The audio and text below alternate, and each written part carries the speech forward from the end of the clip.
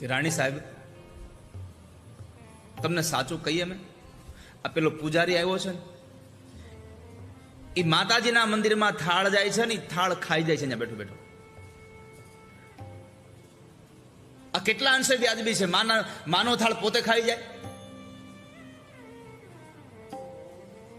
રાણીએ કહ્યું, સાચું બોલો છો? અરે હા, અમે ખોટું કહીએ છીએ.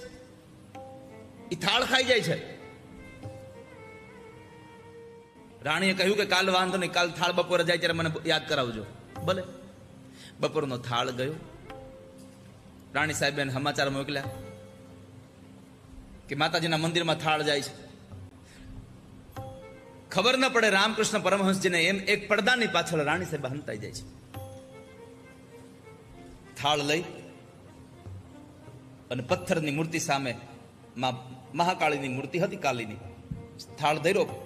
રામકૃષ્ણ પરમહંસે પ્રાર્થના કરે છે, માં જમી લો ને, માં જમી લો ને. એક પડદાની પાછળથી રાણી જુએ છે, જેણે રામકૃષ્ણ પરમહંસજીને પૂજારી તરીકે રાખેલા હતા.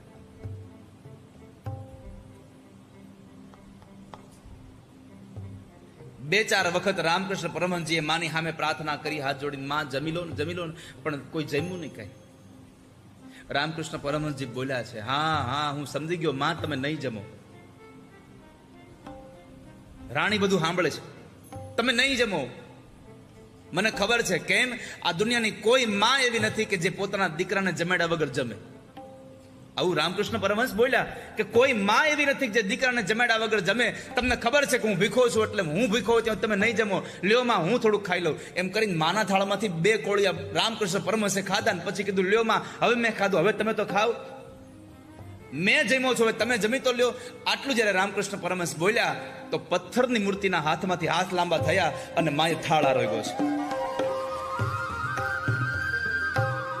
રામકૃષ્ણ પરમહંસની પ્રાર્થના સાંભળીને માએ થાળ જમા છે. પડદાની પાછળથી રાણીની આંખમાંથી અશ્રુની ધારા વહી ગઈ. અહીંયા થાળ રામકૃષ્ણ પરમહંસ નહીં, મારી માં જગદંબા પોતે જમે છે. આ દુનિયામાં પ્રાર્થના સૌથી વધારે કોઈ સાંભળવા વાળા સક્ષમ હોય, તૈયાર હોય તો માં દુર્ગા છે, માં જગદંબા છે.